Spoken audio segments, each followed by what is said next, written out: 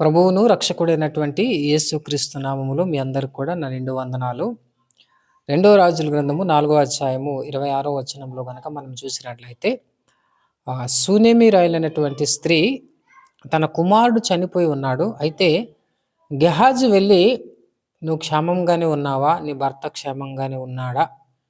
నీ కుమారుడు క్షేమంగానే ఉన్నాడా అని చెప్పినప్పుడు ఆమె, నేను క్షేమముగానే ఉన్నాను అని అంటుంది. అయితే నిజానికి ఆమె క్షేమముగా లేదు. ఎందుకు అని అంటే, తన కుమారుడు చనిపోయి ఉన్నాడు. కానీ ఆ బాధ ఆమె ఇరుగు పొరుగు వారిని చెప్పలేదు. కానీ తన హృదయంలో దాచుకొని అది ఎవరి దగ్గర ఆ బాధ చెప్పుకోవడానికి వస్తుందంటే, ఎలీసా దగ్గర చెప్పుకోవడానికి వస్తుంది. అయితే ఎలీసా ప్రభు అయిన యేసుక్రీస్తుకి సాదృశ్యంగా తాను ఉన్నాడు. అందుకే మన సమస్యలు, మన కష్టాలు వచ్చినప్పుడు మనం ఇతరుల మీద ఆధారపడటం కంటే కూడా దేవుని మీద ఆధారపడటం అనేది ఇది ఎంతో గొప్ప భాగ్యము. ఆమె ఎలీసా మీద నమ్మకం పెట్టుకుంది.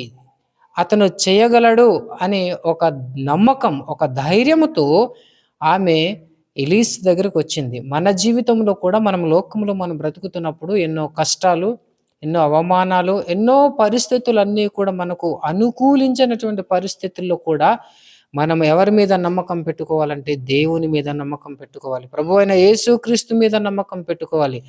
ఆయన మాత్రమే చేయగలడు అనే విశ్వాసం మనలో ఉండాలి. అప్పుడు మన జీవితంలో మనం గొప్ప గొప్ప కార్యాలు చేస్తాం. ఆమె ఎంతో నమ్మింది, ప్రభు అయిన యేసుక్రీస్తుని నమ్మింది. లోకంలో బ్రతుకుతున్న ప్రతి ఒక్కరికి కష్టాలు ఉంటాయి. కానీ ఆ కష్టాలన్నిటిని కూడా విడిపించగలిగినటువంటి వారు ఎవరైనా ఉన్నారు అంటే అది ప్రభువైన యేసుక్రీస్తు ఉన్నాడు.